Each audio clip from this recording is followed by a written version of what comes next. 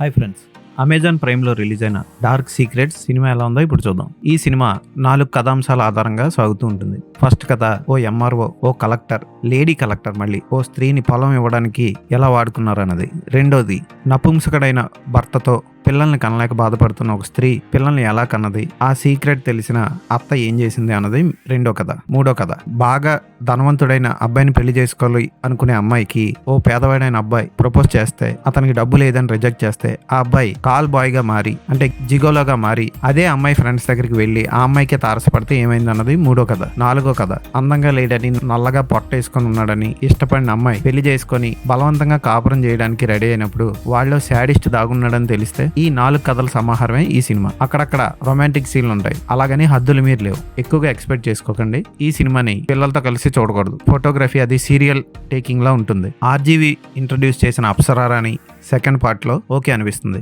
అయితే 4 కథల్లోని ఫస్ట్ కథ మాత్రం అందరికి బాగా గుర్తుండిపోతుంది. అందులోనే ఎక్కువ రొమాంటిక్ సీన్స్ ఉంటాయి. ఇక దర్శకుడు టేకింగ్ అయితే ఏమంత గొప్పగా లేదని చెప్పొచ్చు. ముఖ్యంగా ఈ సినిమా మొత్తం రొమాంటిక్ సీన్స్ మీద బేస్ చేసి ఉన్న ఆ సీన్లు కూడా సరిగ్గా తీలేపాడు. యాక్టర్స్ కూడా ఏదో పైన అలా యాక్ట్ చేశారంతే. సీన్ టేకింగ్, పిక్చరైజేషన్ అన్ని ఆర్టిఫిషియల్ గా అనిపిస్తాయి. మీకు అక్కడ ఏం జరుగుతుందో మీకు తెలుసు, కానీ అక్కడ చూసే విజువల్ మాత్రం మీరు అనుకుంటుంది మాత్రం ఉండదు. అక్కడ అలా ఉంటుంది. అందరూ బాగా యాక్ట్ చేశారు. ఫస్ట్ పార్ట్ లో నటించిన అమ్మాయి సూపర్ గా ఉంటుంది. సెకండ్ పార్ట్ లో అప్సరారాని చూడడానికి బాగుంటుంది. మూడో పార్ట్ లో ఉన్న అమ్మాయి కూడా ఓకే.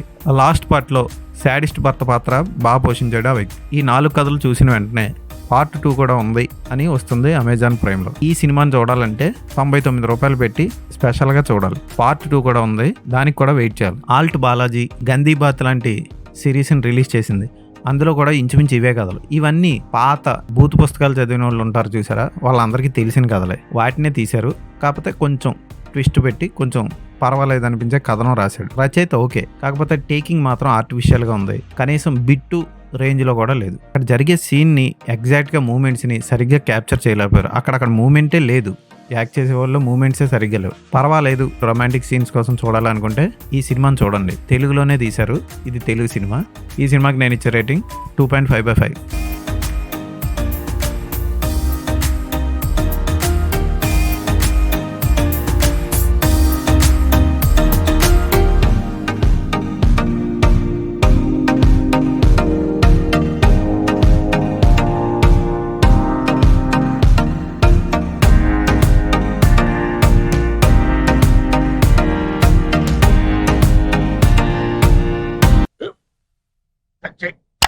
మన స్కూల్ బెంచ్ లాగా ఎంత గట్టిగా ఉందోరా.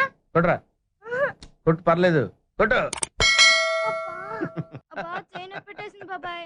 ఆ, ఏంటి నువ్వు కొడతావా? కమా బిట్ మీ యార్. వద్దు బాబాయ్. వాడిని నేను కొట్టడం లేదమ్మా, వాడినే నన్ను కొట్టమంటున్నాను. ఆ. నువ్వేం కంగారు పడక్కర్లేదు. అడుగుతావేంటి?